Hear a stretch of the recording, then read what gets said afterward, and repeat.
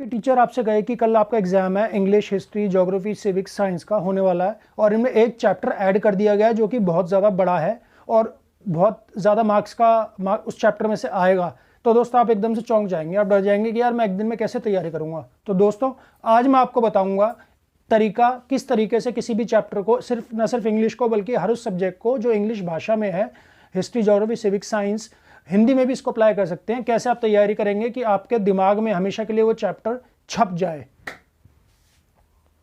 तो आपका मेरे चैनल इंग्लिश ईजी है दोस्तों में, जिस तरह दोस्तों हम लोग एक बार अखबार पढ़ लेते हैं, न्यूज़पेपर पढ़ लेते हैं हिंदी का, और वो न्यूज़ काफ़ी दिन तक हमारे दिमाग में छपी रहती है। उसका एक कारण है, रीज़न है कि हमारी जो मदर लैंग्वेज है, मदर टंग है, वो हिंदी है।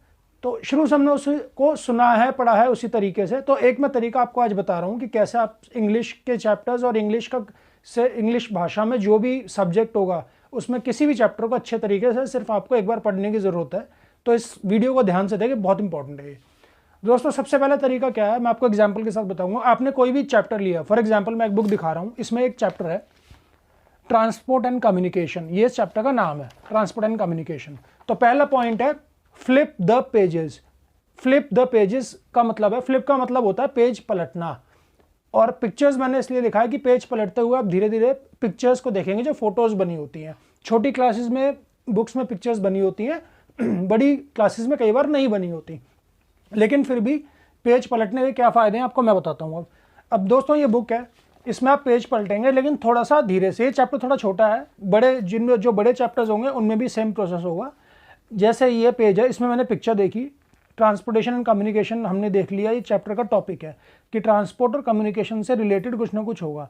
तो यहाँ पे हमें हाईवे दिखाई दे रहा, तो हाईवे आपने नाम से आप अंदाज़ा लगा लेंगे पिक्चर्स देख के कि हाँ ये रोड के बारे में या ट्रांसपोर्ट के बारे में कुछ है। दूसरा, आपने यहाँ पे एक प्लेन है तो आप देखेंगे कि हाँ ट्रैवल करते हैं प्लेन से, ट्रांसपोर्टेशन का कुछ वो है। फिर यहाँ पे आप देखेंगे रेलवे, तो आपको थोड़ा समझ में आ जाएगा पिक्चर से किस चीज़ के बारे में है।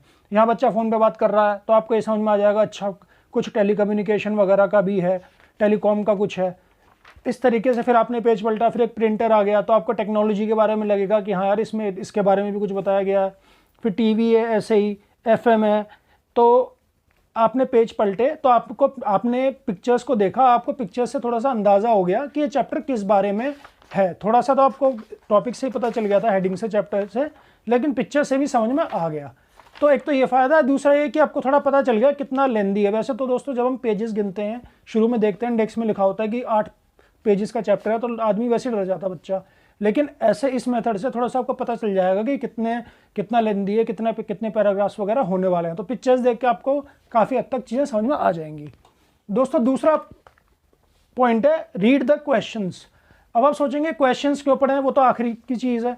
दोस्तों सबसे important cheese, question and answers, सवाल जो दिए जाते हैं वो इसलिए दिए जाते हैं कि पूरे चैप्टर्स की जो समरी है, कुल मिला के पूरे चैप्टर में क्या है, वो होता है क्वेश्चन आंसर्स, क्वेश्चंस में।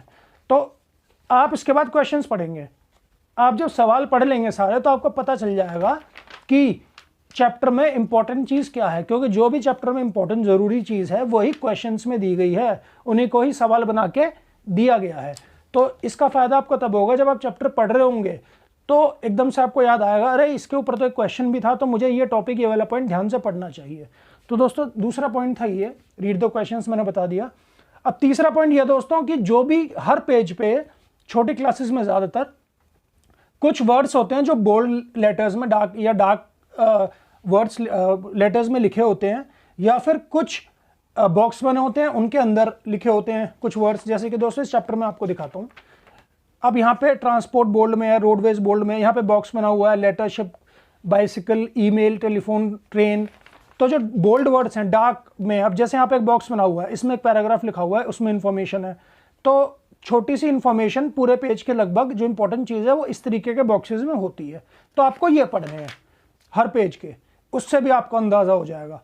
अब इसके बाद दोस्तों चौथा पॉइंट क्या है, दोस्तों हर पैराग्राफ के आपको शुरू के और लास्ट के कुछ वर्ड्स पढ़ने हैं। दोस्तों हर पैराग्राफ के शुरू के कुछ वर्ड्स आपको पता चल जाता है कि पैराग्राफ आगे, अगर बड़ा पैराग्राफ है, छोटा पैराग्राफ है, तो पैराग्राफ किस बारे में होगा, और लास्ट के कुछ वर्ड से पता चल जाता है कि अगले आने वाला पैराग्राफ किस बारे में होगा।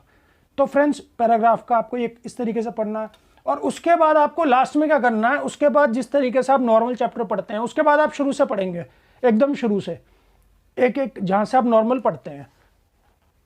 उसके बाद होगा क्या कि जब आप शुरू से पढ़ेंगे तो एक एक करके चीज़ें आपके दिमाग में आती चली जाएंगी। आप कहेंगे अरे अच्छा ये पॉइंट तो इसके ऊपर तो क्वेश्चन बेस्ड था, ये इंपॉर्टेंट है, इसको ध्यान से पढ़ना चाहिए।